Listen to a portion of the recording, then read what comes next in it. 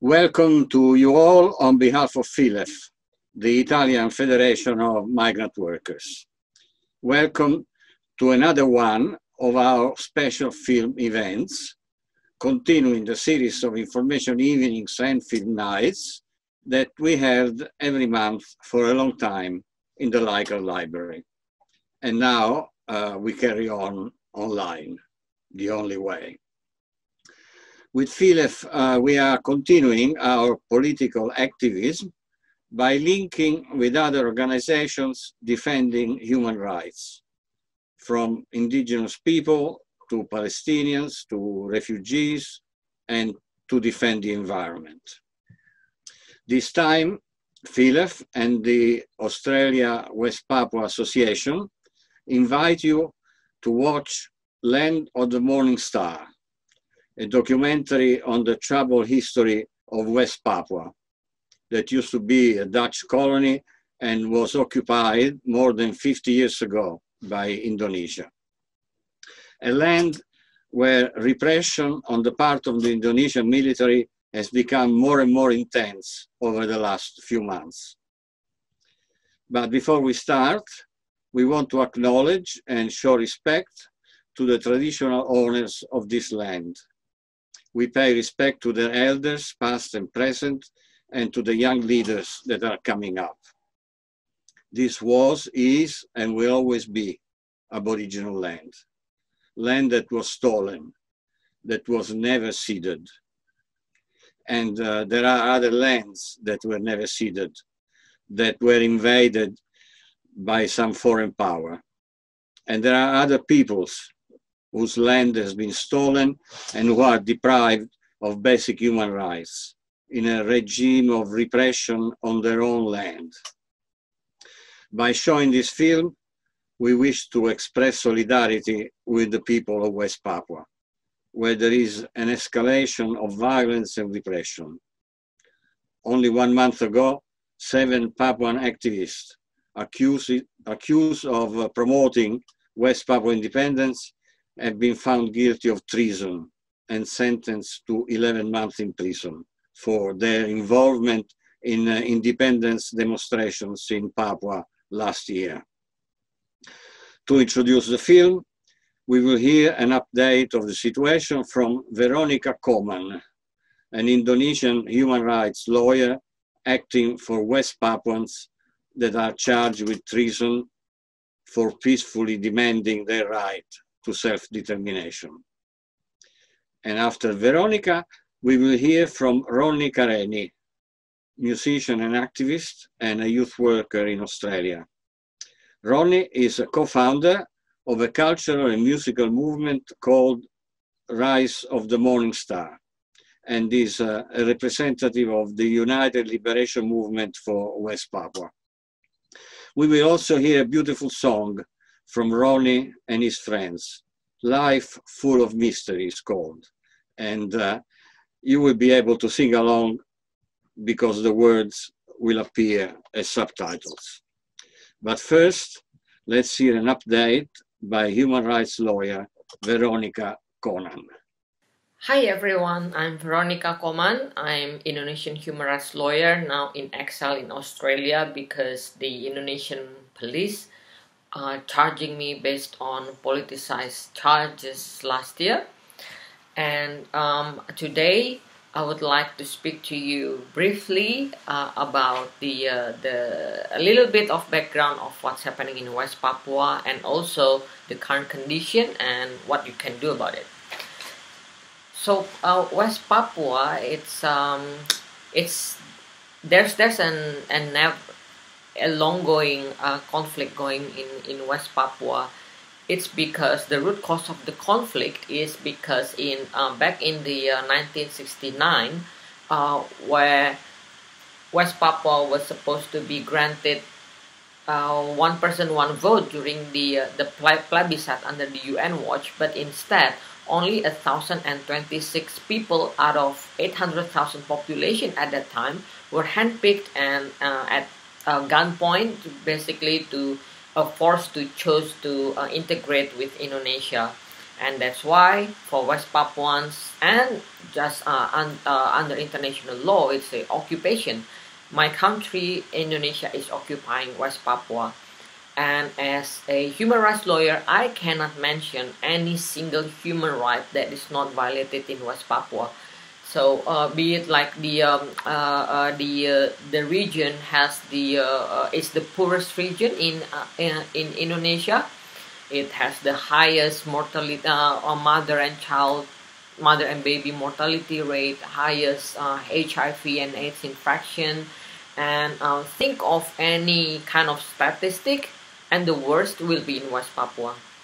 And so the last year in 2019 there was an uprising, an anti-racist uprising. It began on 19th of August and ended on 23rd of September. But that's why I'm pretty sure that maybe you didn't hear about it. It's because I sometimes think like if only West Papua was afforded the same coverage with the uprising in Hong Kong or in the United States or with the Black Lives Matter movement, people would see how much West Papuans are fighting for their self-determination.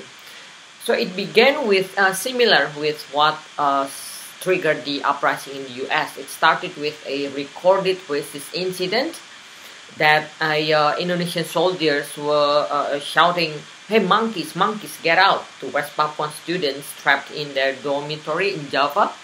And then the video went viral, and then outrage from West Papuans, and then the uprising. Internet shutdown was enforced by the government at the time to restrict even more of the already restricted West Papua.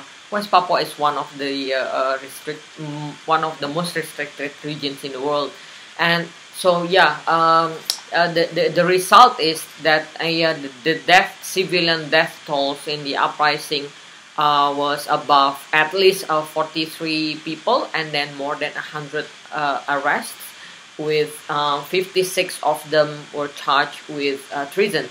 So the Indonesian state's message is like, okay, so if you've become victims of racism, do not fight, because if you fight, then we will charge you with treason, which carries up to 20 years. And these are all peaceful activists, and peaceful activists fighting for their dignity. And so some of them were already freed after serving their full sentences, which were not too high, and it shows that it reflects racism itself in the verdict. So the verdict, West Papuans were found guilty for treason, but the sentence is not too long. It's like Indonesia wants to make sure that West Papuans are found guilty of treason, because how dare you to fight for a human dignity. But okay, actually you're not that wrong, so we give you a short sentence, a prison sentence. So that's why there are some of them already out of jail. But currently, when I'm speaking right now, 18th of July, there are 37 remaining in prison.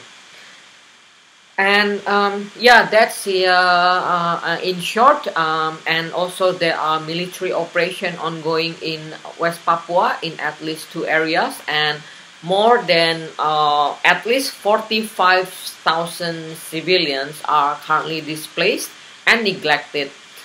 So the in West Papua, no access for international journalists, and international organizations are also not allowed into West Papua.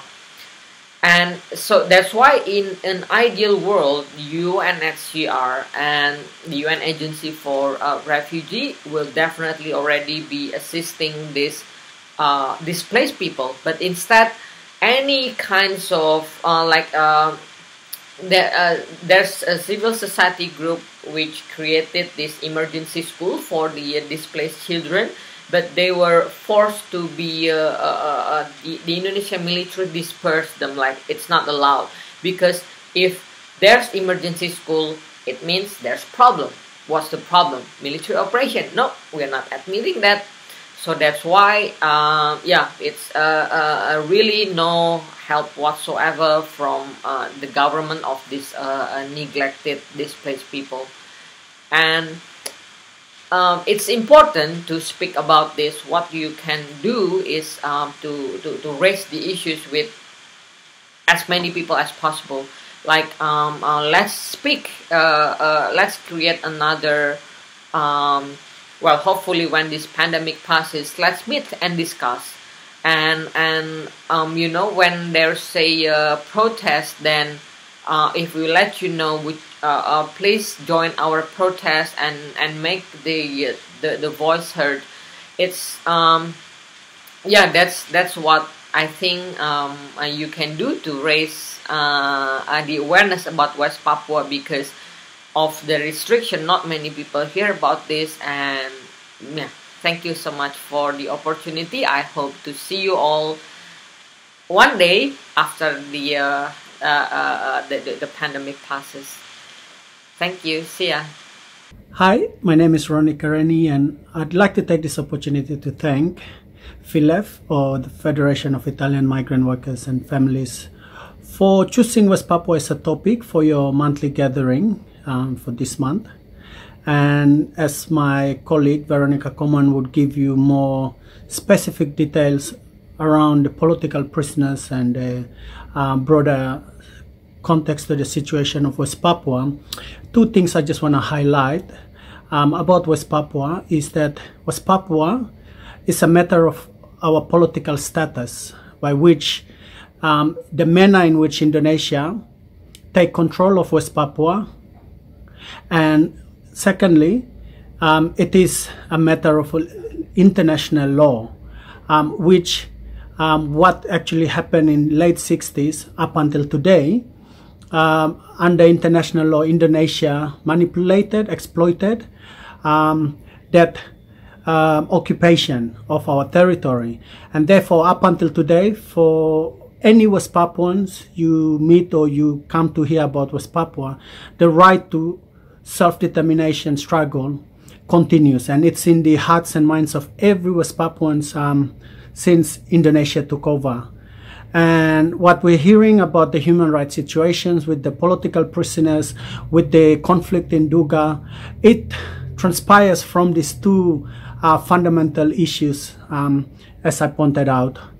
And I'd like to share this song with you guys from one of West Papua's anthropologists, a musicologist, and his name is Arno Lap, or late Arno Lap.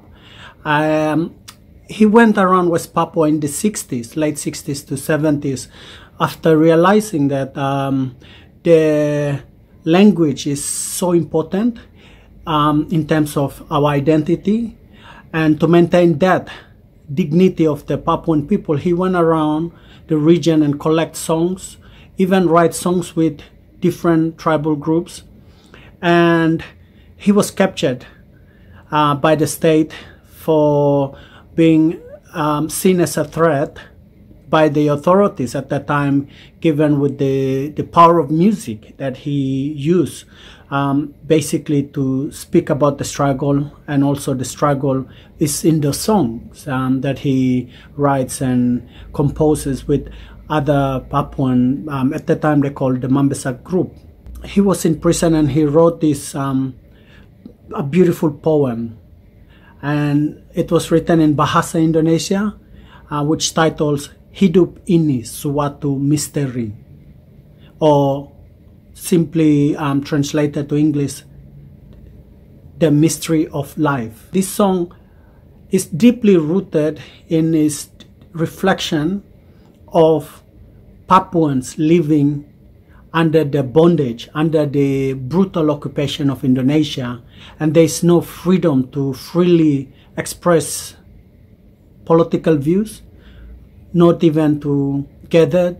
And one can imagine, when you can foresee that the future of West Papuans living under Indonesia is a dead end. So now I wanted to introduce this song, Mystery of Life, sung by the members of the Black Orchid String Band. It's not a full band, but only a few of us who can get together and to play music and to sing this song, to reflect upon Papuans, continue to break the silence, continue to find coalition to build justice and peace in our land. And I hope with this song and a reflection through this short recorded video, we can also think of ways that we could build capacity amongst the Papuans and to resource the Papuans to be their voice, whether it's within the legal team that are advocating for the political prisoners, or the Papuan journalists continuing to giving information to the world, which are verified and also confirmed on the grounds, and to show to the world the ongoing horrendous and brutal human rights situation on the ground. With that, I hope you enjoy this song, and thank you once again. Merdeka!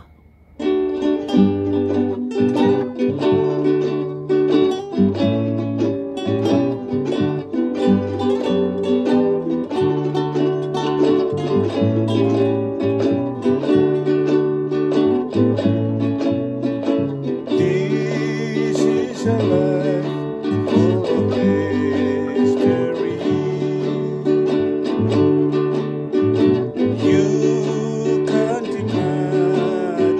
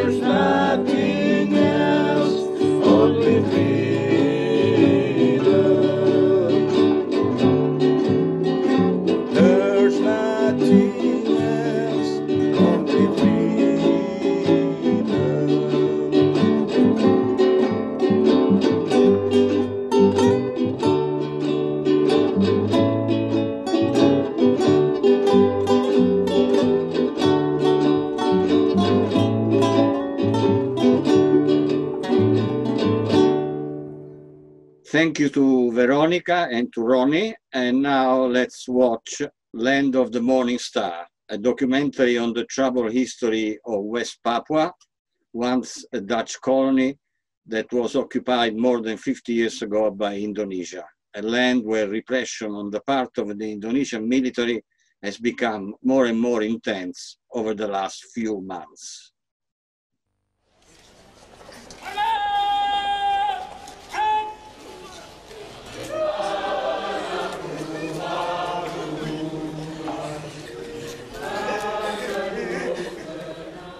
They call their flag the Morning Star and their country West Papua.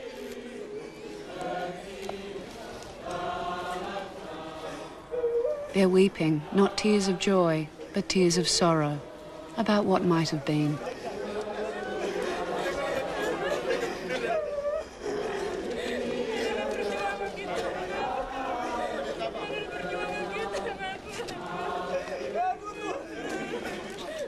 For 30 years, the Indonesians have ruled here. But in the turmoil following the downfall of President Suharto, they give the Papuans a brief taste of independence. It's intended to be nothing more than a symbolic gesture, but the Papuans seize the moment. They raise their own flag. They even elect their own president, Chief Te Zelaway, a favorite son.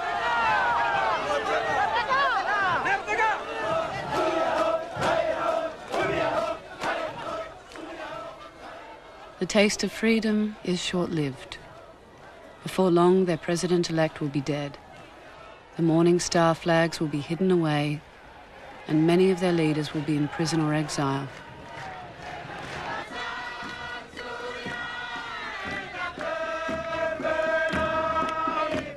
Until we reach independence, or we regain our independence, the name West Papua will remain in our hearts. This is why I am in exile in Papua New Guinea. Because of my rejection of Indonesians' continued occupation, I have been here for the last 32 years.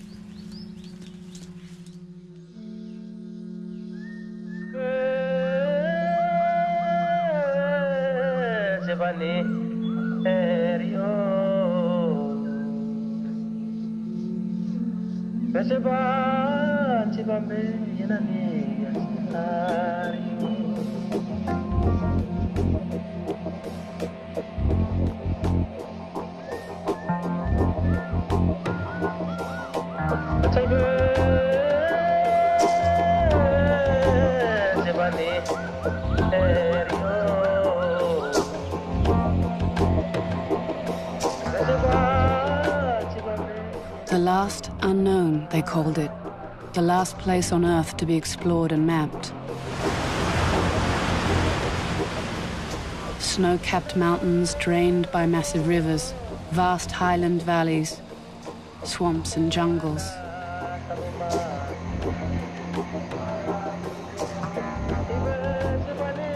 Nearly 1 million people speaking 250 separate languages.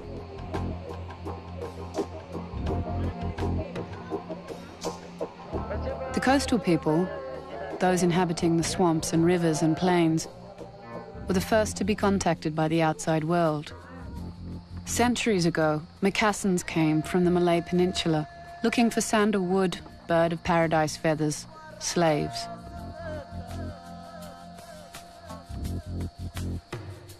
Papuan is a Malay word. It means frizzy-haired people.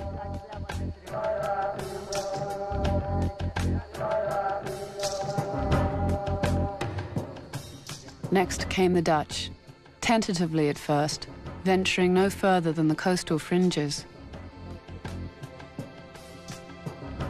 These Dutchmen are measuring heads, making European assumptions about the native, degrees of civilization, levels of IQ.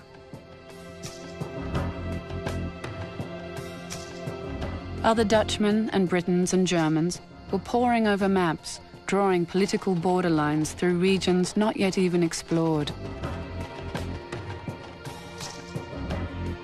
The Europeans were carving up for themselves the world's second biggest island, with the Dutch settling for the western half they called Netherlands, New Guinea. It was not, however, the first place they claimed in these regions, nor was it the most prized.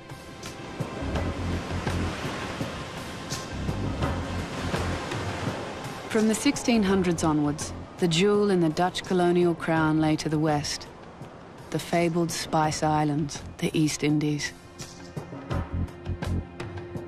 The island archipelago known today as Indonesia. It was here that the Dutch colonials settled in force. For hundreds of years, they and the other European nations ignored the big island to the east.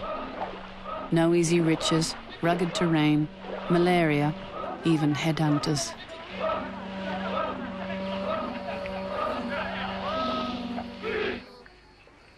It was the mid-19th century before the Dutch finally got around to claiming their half, planting the flag. Explorers, anthropologists, traders, planters, missionaries.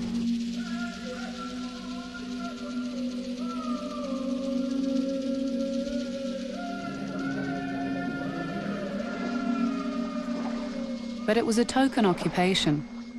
Right into the 20th century, New Guinea remained for the Dutch an undeveloped colonial backwater.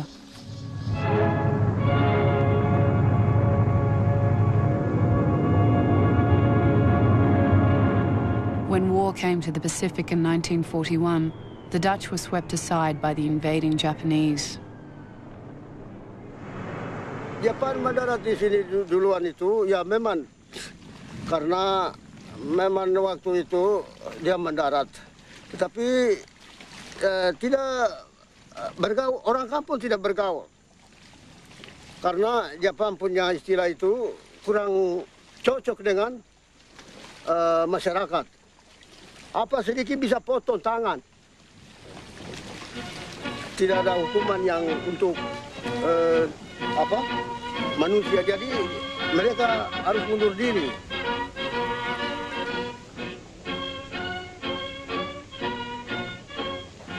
Dan di sini semua Jepang, tapi tidak ada yang pulang ke Tokyo. Semua harus mati karena sekutu Amerika Serikat. Number one, Amerika Serikat. Dia mendarat di sini plane, kapal serban, aduh, tidak lihat langit Amerika.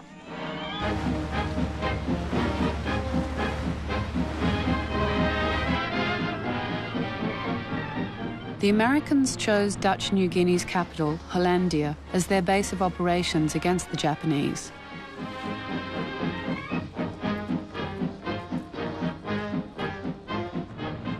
The sleepy colonial outpost was transformed.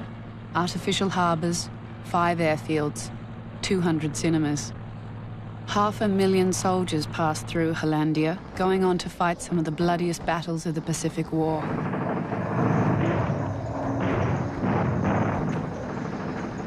With the Japanese in full retreat, Americans with time on their hands flew joyrides over the mountainous interior and made an astonishing discovery. Fertile, densely populated valleys, unknown to the outside world. In early 1945, one of the planes crashed into a valley known as the Baliem. There were 3 survivors. A rescue team parachuted into the Baliem to prepare an airstrip.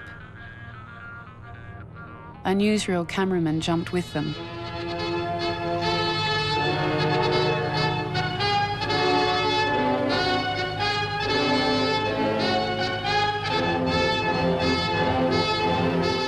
The anxious days were filled with the excitement of discovering the Valley of Shangri-La, the people never before seen by the outside world, gaining their confidence, trading with them. We saw the strange and varied types of these primitive people. We liked them, and they liked us. The strangers' departure was as astonishing as their arrival. Gliders landed in the valley and took the rescue party on board. For the Dani people of the Baliem, their first encounter with outsiders was a peaceful affair. That would not always be the case. Here comes the tow plane, low and fast, lower and lower, Now, full power, bang. They're on, they're hooked, there they go.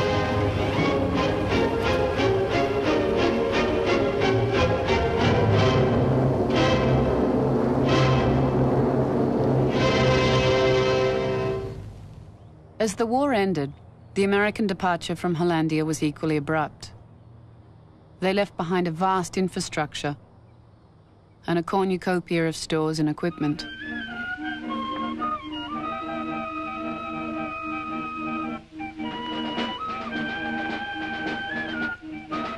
But the Papuans had inherited more from the Americans than abandoned uniforms and musical instruments. They left behind a political vacuum and the gem of an idea that this was their country, no one else's. Local tribal leaders looking for a symbol of cultural identity turned the familiar Dutch flag upside down and added a star. The morning star, we call it Bintang Pagi, it has a lot of meaning to Papuans, especially those who are living on the coast, because as you go out in the morning, walking on the beach, you see the morning star actually disappearing before the rising of the sun. Sunrise, it is the last symbol of the night. And to us, it gives us hope. It gives us direction as to where we should go. Because at night time, fishermen, just like my dad, they used to look at the morning star as to the direction that he was to paddle. And in doing so, it gave him the hope. And to us Papuans, many of us believe that morning star is our symbol of direction. The morning star flag remained a symbol in name only, because hard on the heels of the departing Americans came the Dutch again, eager to reclaim their East Indies empire. But their colonial subjects had other ideas. Across the archipelago, from Java to Sumatra, they'd seen the Dutch run from the Japanese. The white man was no longer invincible. The cry went up, Merdeka, freedom for an independent Indonesia, united under the revolutionary leader, Sukarno.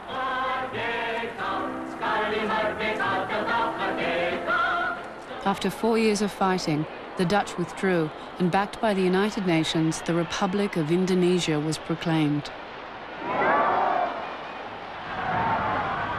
An overwhelming reception greeted Sukarno in November 1949 when he and other leaders of the independence fighters returned from exile enforced by the Dutch, until then the rulers of the Netherlands East Indies.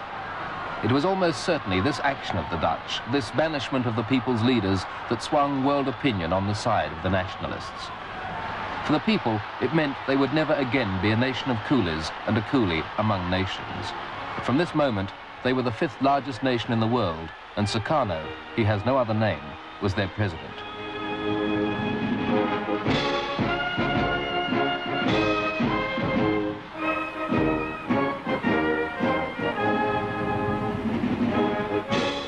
Without doubt, on the day the flag of the United States of Indonesia flew for the first time, Sukarno was determined his voice would be heard throughout the world.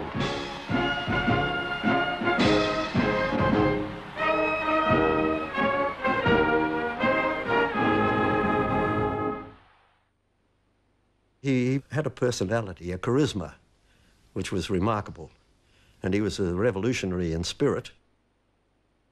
Sukarno told me that their idea of independence was from Sabang to Merauke. It was a phrase, of course, which Sukarno, who was a great man for adopting phrases that appealed to the people, was a war cry from Sabang to Merauke, and that reverberated through the archipelago. And Merauke, you'll know, is in the far east of West New Guinea, very close to the Papua New Guinea border. And Sabang is a little island, a little bit to the west of the west coast of Aceh. So it's right in the extreme west. And that was the whole concept of Indonesia, as the Indonesians, the nationalists, understood it at the time. Sabang sampai Merauke berjajar pulau-pulau. I think that sort of thing is mean there's pulau, another pulau, and pulau from Sabang. Yeah, pulau is island, from island to island, from Sabang to Merauke.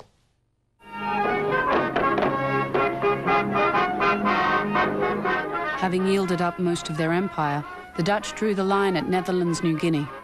They strengthened their military presence and began pouring in people and resources. This was their one remaining colonial toehold, and they would control its future, no one else. Into this jungle wilderness, the Dutch are pouring each year $25 million. They have sent 6,000 teachers, doctors, scientists, engineers. They are building schools and hospitals, airports, harbor facilities, new housing. The Australian attitude was this was our backyard. There was questions of our security. It was felt that we'd feel safer if it was under Dutch control than if it was under Indonesian. And I think basically there was a complete ignorance of just what nationalism meant and how intense nationalist feeling could be.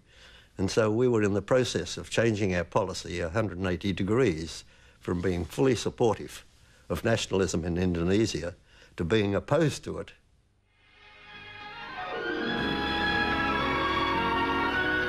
The principal industry of this land behind the mountains is education. Its principal product, the future. The governor of Dutch New Guinea, Dr. Jan van Baal, has explained it.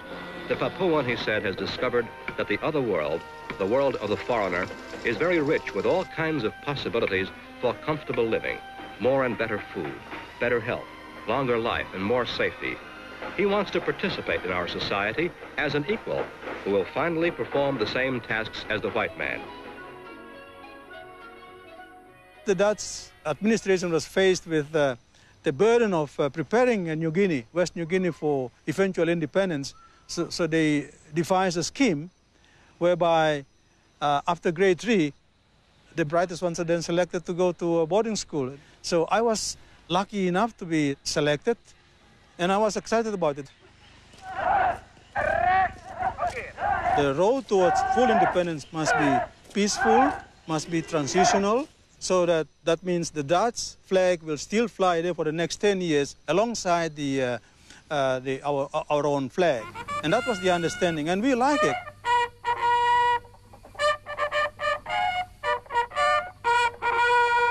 The Dutch were not opposed to Papuan independence, but it would be on Dutch terms, according to a Dutch timetable. They even set a date, the 1st of December, 1970.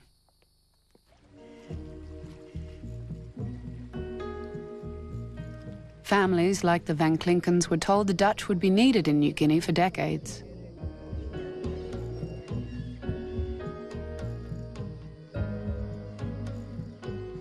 It was all jungle. It was as if you were in Genesis, in the start of the world, if the world had just started. And so I thought of that, and it was I thought it was amazing. Well, I was fortunate I was in the police force and I liked the bush. So I'd only been there a couple of weeks and was sent out on a patrol. 5 days walk with all local policemen. And that was very exciting. And beautiful to be in the inland and the mountains and the rivers there. You had to cross them in a very primitive sort of a way or swim across. And of course we went out hunting. That was a pretty big part of the social life. So I enjoyed it very much.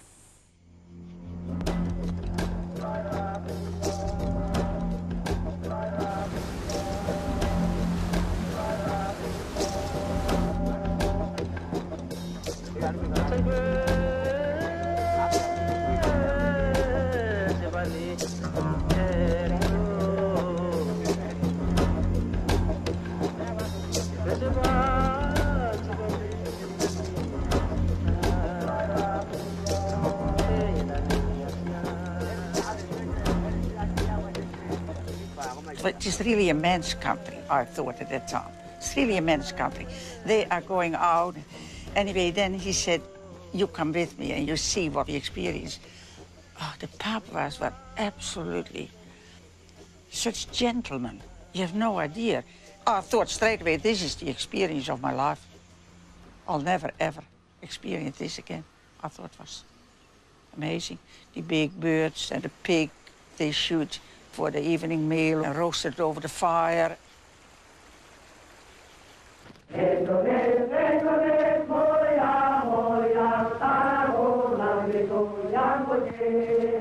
But President Sukarno was running out of patience.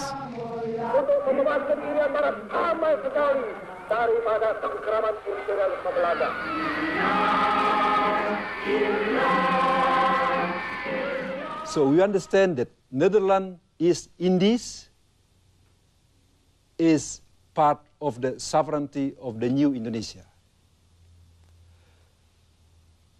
Because of this, in the Dutch always hold to Papua New Guinea, to Irian Jaya. Therefore, Sukarno, as a first president proclamator, felt that his, Indonesia is not united. Therefore, they had to endeavor to try to get this, to bring the Papua to the motherland of Indonesia. Indonesian soldiers began parachuting into the jungles of Dutch New Guinea. In 1962, Operation Mandala was commanded by an ambitious young colonel named Suharto.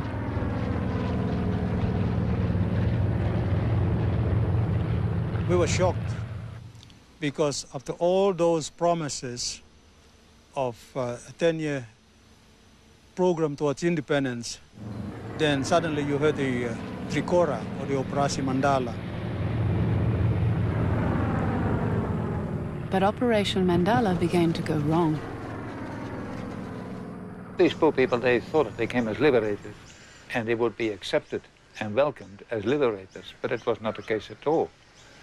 The locals arrested them after they had been there a couple of days and could not find sufficient food. They brought him to the village and they contacted the local village head, and he came over and saw all these captive prisoners, and he could see that they had not been treated terribly well. They had a few bloody noses and so on.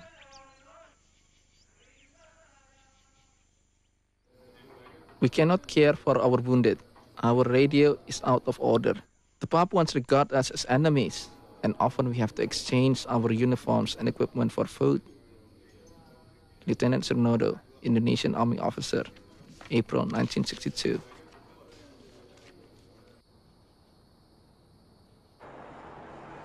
Sukarno was determined to absorb Netherlands New Guinea into Indonesia. Rebuffed by the West, Australia included, he turned to the communists. Mr. Khrushchev, making a brief call at Bali, was rounding off his 12-day tour of Indonesia. A friendly and attractive welcome had been laid on for him in the famous island. No doubt Indonesians were delighted with his offer of a huge credit in return for neutrality. Anyway, they put on a good show in his honor.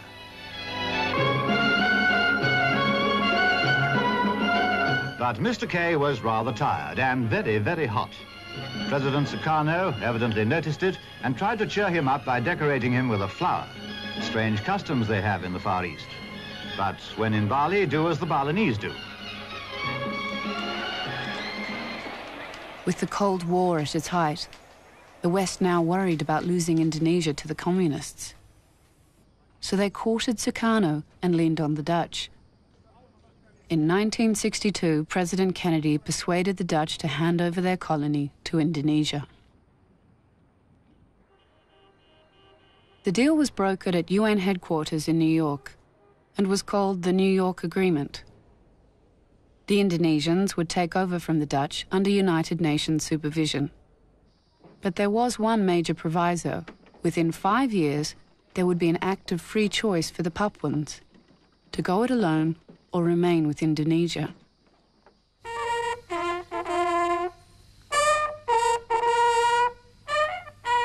Hollandia, late 1962.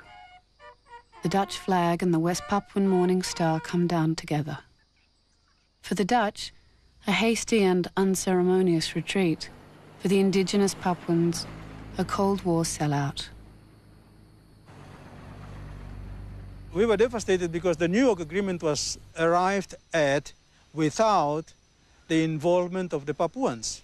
Right from the beginning, from the process leading up to the ratification of the agreement itself in August 1962.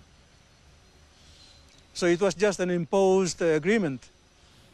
I think the Dutch had vigorously worked out a program, a 10-year program for independence, and suddenly they more or less walk out, and we felt betrayed. As I conclude this report, sir, the atmosphere here is one of uncertainty and sadness. The joy of living has gone from the community. Dutch families are leaving with a few days' notice. A considerable number of West Papuans are bound to be resentful if the territory is handed over to the Indonesians without an opportunity for self-government guaranteed. Indeed, sir, an unhappy business. P.J. Mollison, Australian Liaison Officer, Hollandia, December 1962. Some people accused us, the Dutch, of treason. We had promised them independence and now we were handing them over to another country, and they were not happy with that at all. Today, President Sukarno of Indonesia began a triumphal inspection of newly won West New Guinea, which he'll take over from the United Nations later this week. During his tour, he visited the capital Sukarnapura, formerly known as Hollandia, and Merauke, which is near the Papuan border. Pat Burgess, Sukarnapura, April 1963, filing for Reuters news agency.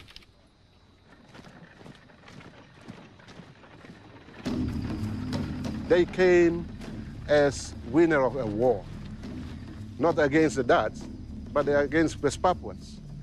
So they walked in, they come in, and they go everywhere with their full, like unwalled path on the barrel of the gun.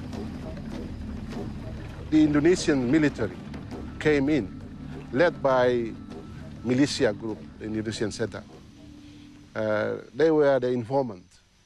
They are the one who pinpoint who the military should beat, should shoot, or should arrest. So one time they came to me.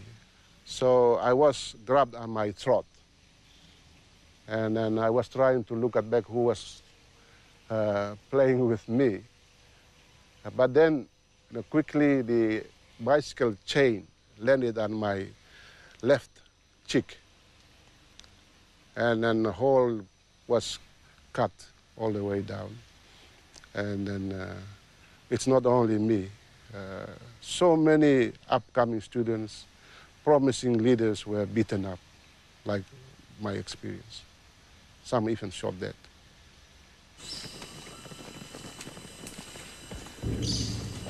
President Sukarno announced that there would be no act of free choice. By 1965, Indonesian authority was firmly entrenched in the new province.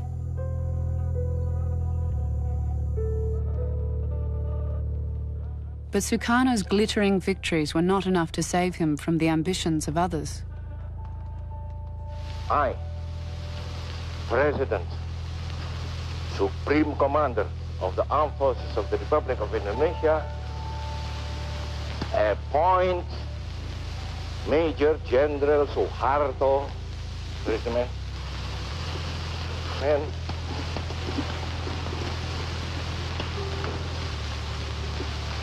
I appoint him as Minister, Commander of the Army.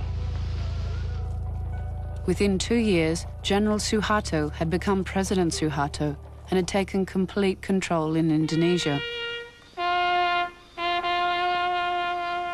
A vote of self-determination in 1969. This is the one concession handed to the Dutch when they yielded their colony to Indonesia 5 years ago. President Sukarno repudiated the agreement. President Suharto has now reluctantly agreed to play out the diplomatic charade. But West Irian is Indonesian, he says. The vote will be a mere formality.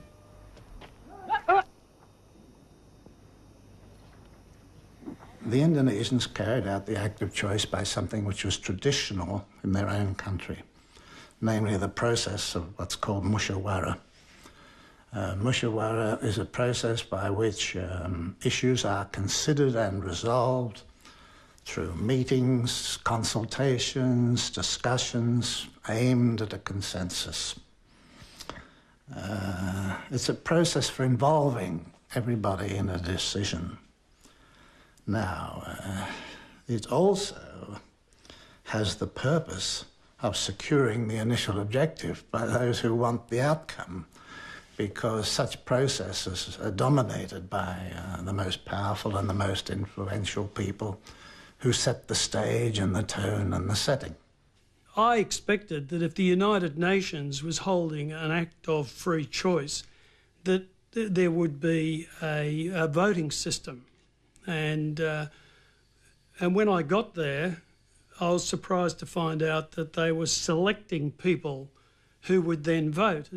And they were only going to select 1,025 in the whole country. One of the main reasons I wanted to cover it was that I knew no one else was going to, because President Nixon of the United States was making a 3-week tour through Southeast Asia at exactly the same time as the Act of Free Choice was going to be taking place. And so all the correspondents who'd been to West Irian to preview the Act of Free Choice were told to stay at home. Stay in Bangkok, stay in Hong Kong, stay in Taiwan, stay in Jakarta, and I was told by Reuters to stay in Jakarta.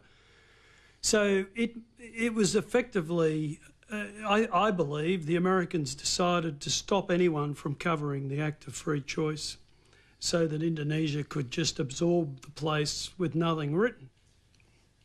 On the island of Biak in West Irian, they were going to select 6 people who are going to take part in the Act of Free Choice. So together with the 4 UN officials, I went along to watch, and several hundred Papuans gathered, and lots of Indonesians were there, and all of the Papuans were very sullen and standing there like this because they were very unhappy about it. And then all of a sudden there was a kerfuffle, and out of the bush at the side came these 3 men and a boy carrying a sign, carrying several signs, one of which said one vote. It didn't say one man, one vote, it said one vote. And the Indonesians immediately arrested them. And as soon as the thing was over, they marched them off at gunpoint.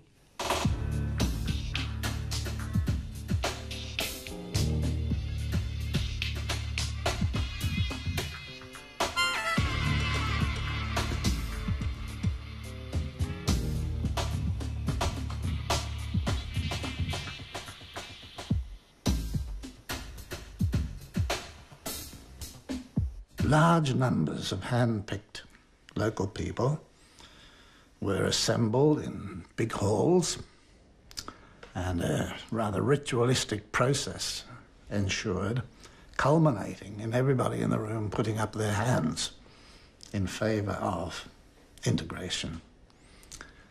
Now, when you looked at those people, the ones that I observed, it was clear enough from the body language of some of the participants they were opposed to it.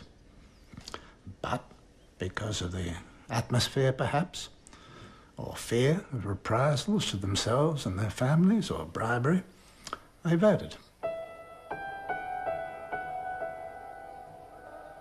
We then took to the streets. That's how we mobilized the 5,000 youth, women, and the masses to demonstrate in the major center of the city of Jayapura.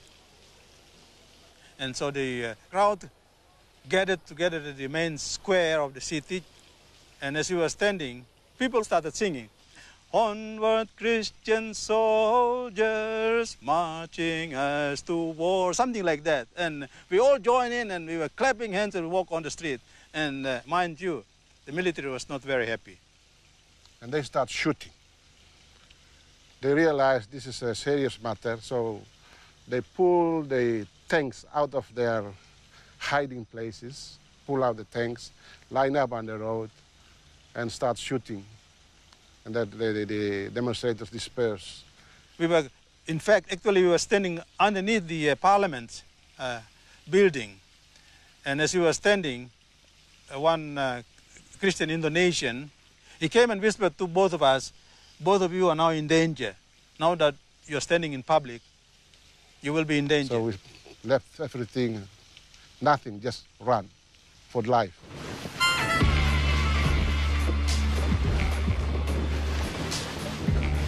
Pursued by the Indonesian military, Clemens Ranaweri and Wim Zonganau fled across the border to Australian-administered Papua New Guinea.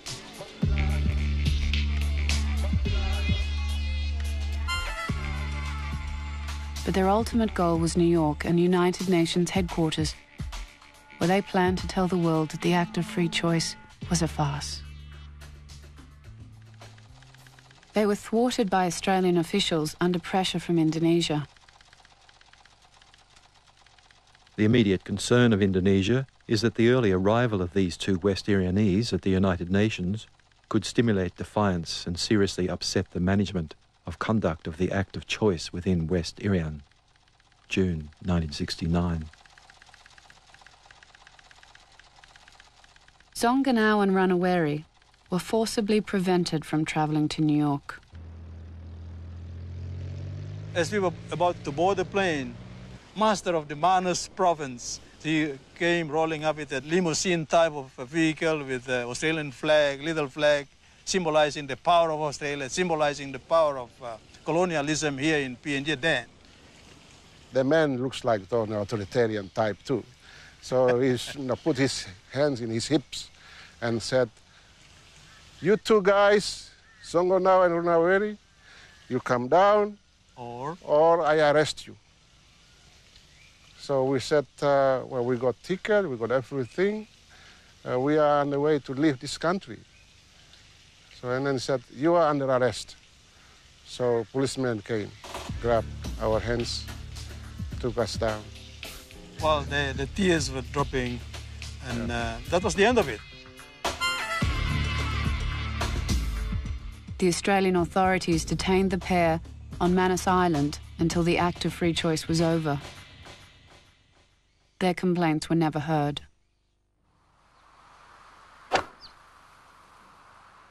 At Jakarta's golf club, one of President Suharto's regular partners was Australia's ambassador to Indonesia, Gordon Jokl. I did play golf with Suharto, and I thought it would be an opportunity to convey to him some of my impressions and to bring home to him that while the act of choice had worked, that there were very long-term problems which would require a lot of attention and sensitive handling. But as soon as I mentioned that I'd been there, and he's a very impassive man, but his face lit up and beamed, and he said, "Wasn't it wonderful?" He said, "the way they responded and their enthusiasm in joining Indonesia." So I just hit my next shot.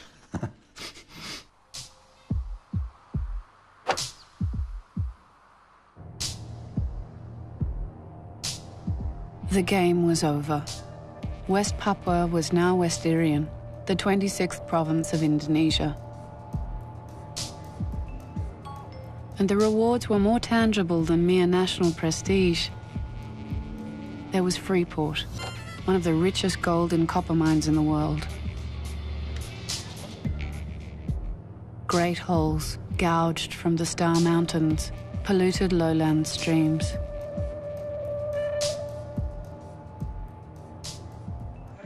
And there was land, lots of it, ripe for closer settlement. The program was called Transmigration. Landless peasants from the crowded islands of Java and Sumatra poured into Irian Jaya, doubling the population.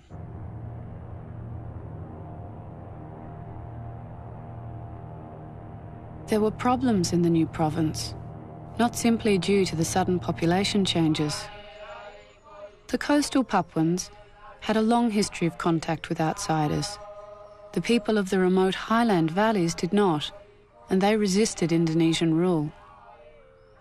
There were bloody uprisings in the Baliam Valley, But with severe travel restrictions, it was out of sight, out of mind. The heart of the problem, a profound clash of cultures. To a Muslim Javanese soldier on duty at a guard post, the black man in a penis gourd driving a pig before him is a demonic and deeply abhorrent being. He is a caricature of humanity, from whom the soldier withholds all contact except violence. Australian biologist and writer Tim Flannery, 1998.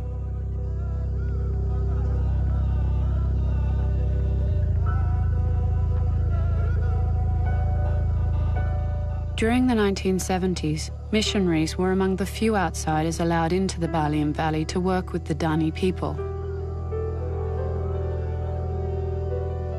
The idea was to bring in larger aircraft into Tiom, and so we were going to enlarge the airstrip there. I was involved with one of the other missionaries in supervising the work. And so some occasions we'd have up to 5,000 natives working with their primitive digging sticks and jute bags, carrying the dirt from one side of the airstrip to the other, and it was quite a heavy manpower type of project.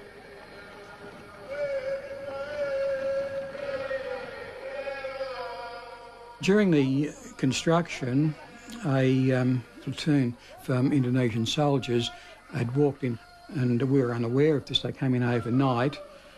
The next morning, the Dani population who were working the airstrip were running up and down doing some of their traditional dances to compact the ground. And the Indonesian soldiers who had moved in overnight and saw this and presumed that they were being attacked, and set up machine guns and other weapons, and knee-jerk reaction, and started firing at the people working on the airstrip. They were firing over their heads, but some, I think 8 or 9 bullets went through our house, and there were some close calls.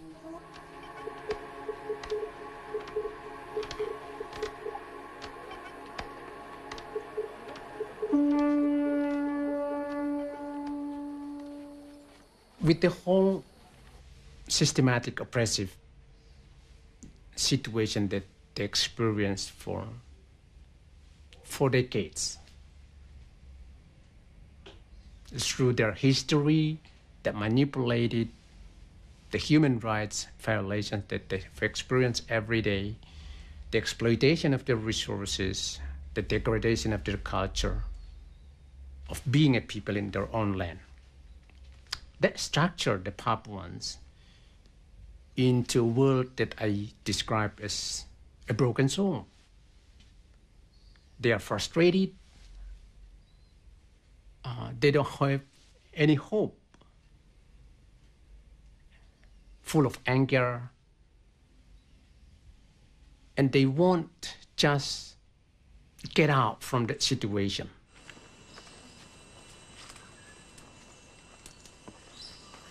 Frustration and anger spawned the OPM, the Free Papua movement. For several decades, the OPM has taken hostages, carried out sabotage, killed Indonesian soldiers. But internal dissension over policy and leadership has kept it marginalised. Another voice of resistance found expression in this man, Chief Taze Allaway, who emerged in the 1990s as the undisputed leader of the West Papuan independence movement. His cause was given a massive boost by the downfall of Suharto and his replacement by President Abdurrahman Wahid, who seemed truly committed to resolving human rights issues peacefully in Indonesia.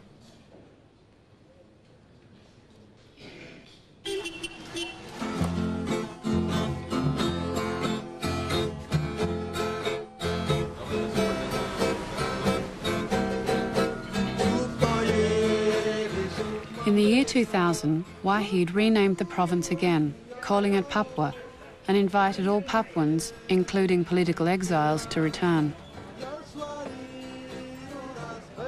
After spending more than half his life in exile, Clemens Ranaweri was able to go home. Thank you, terima kasih. It's beautiful to be back in your own home. There is no place like home. We are in a suburb that was once built by the Dutch for the Papuans, a beautiful suburb with nice houses. It was not as big as this time, but it was beautifully and perfectly built. Now you can hear the sound of Muslim sound in the midst of what was once Melanesia. So strange, but that's the reality.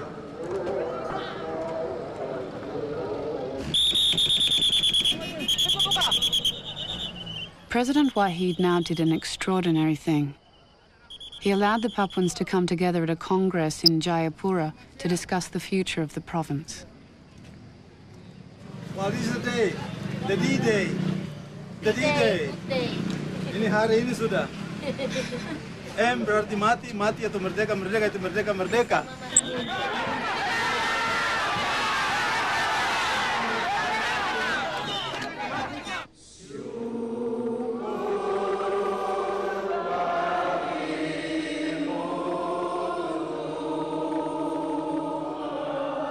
For the first time in decades, Papuans were allowed to sing their national anthem without fear of imprisonment.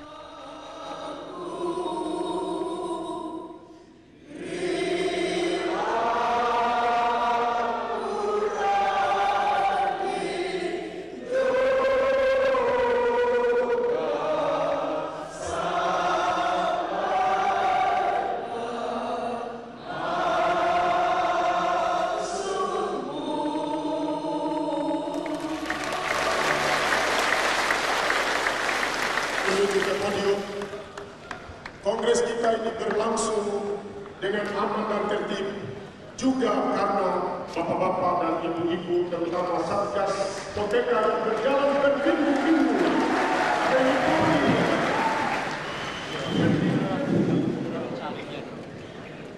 Kami minta Pak Sarima segera ke meja panitia, karena saya ini orang Pontianak, tidak tahu baca, tidak tahu menulis, tidak tahu bahasa Indonesia. Jadi sekarang saya pakai bahasa orang tua atau orang bahasa Jawa punya, silakan langsung di acara meja panitia.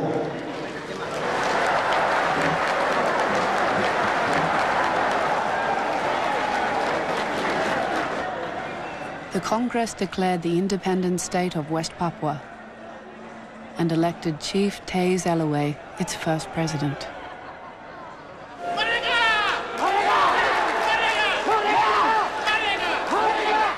Yang benar adalah kita tidak pernah berada di dalam negara kesatuan Indonesia.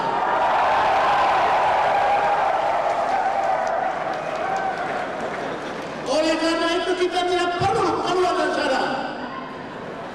Tidak boleh ada istilah-istilah itu lagi. Karena tidak ada sejarah mencatat bahwa bangsa Papua pernah ada di dalam negara kesatuan Indonesia.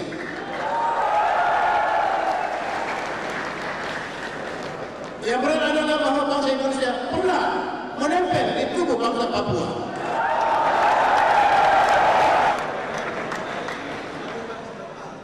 One thing I could remember vividly was that he advocated peace, and he said, if we advance our struggle towards gaining our independence, we need to pursue it through the corridor, within the corridor of peace and love. And it caught my attention. And I thought, this is the man, this is Luther King, this is Mahatma Gandhi, this is Aung San Suu Kyi in West Papua.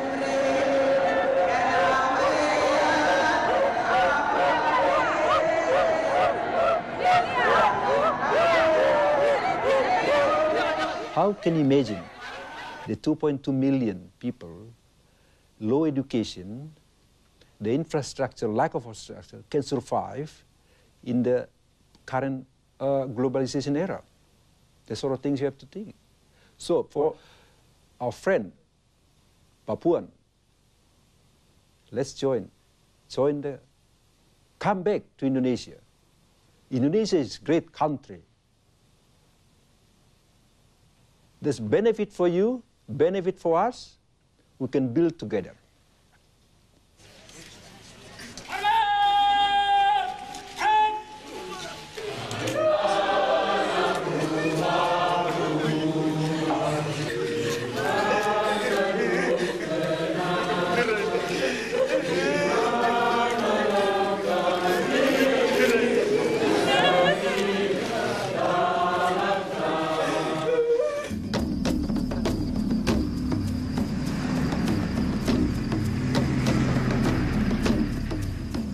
police in the Indonesian province of West Papua, formerly Irian Jaya, have found a mutilated body, believed to be that of kidnapped independence leader Teus Elway.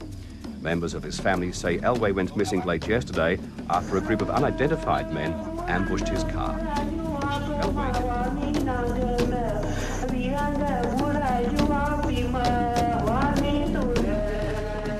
The murder of Teus Elway is a political assassination. After the murder of Teus Elway, the witnesses, including the human rights activists and the police of Papua in Jayapura, being intimidated and terrorized by the Kopassus. The message is very clear.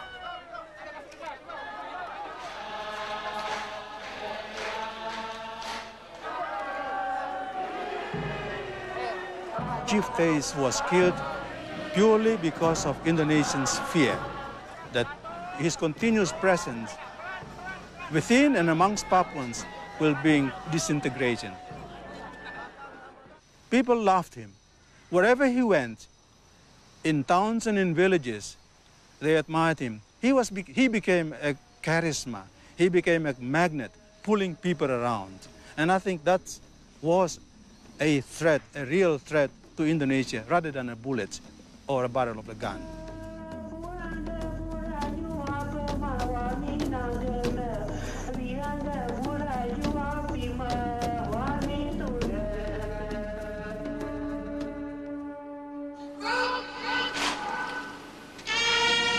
Since Chief Te's death, Indonesia is firmly back in control in Papua under President Megawati Soekarno-Putri. Remember, Sukarno is one of nationalists, very strong nationalism. Megawati is very strong nationalism. Follow her father. And I think that's the key to Indonesia. You know, the nationalism, this mean is very important to Indonesia. Nationalism means the country cannot divide it from Sabang to Merauke. They can give away in some part of the, like, special autonomy in Aceh and Papua, but do not try to separate from the mother country, from central government.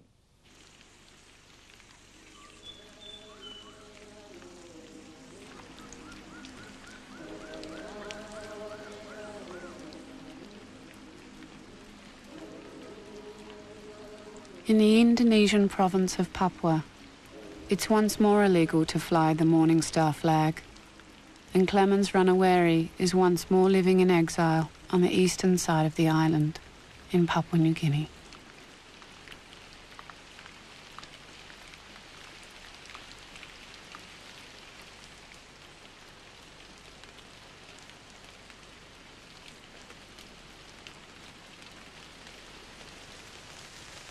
Di pantai Onake di waktu terang bulan, ku duduk sambil merenung.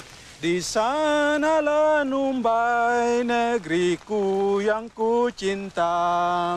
Kapan ku lihat kembali, ku di pantai Onake di waktu terang bulan, ku duduk sambil merenung. Di sanalah numbai negeriku yang ku cinta. Kapan ku lihat kembali.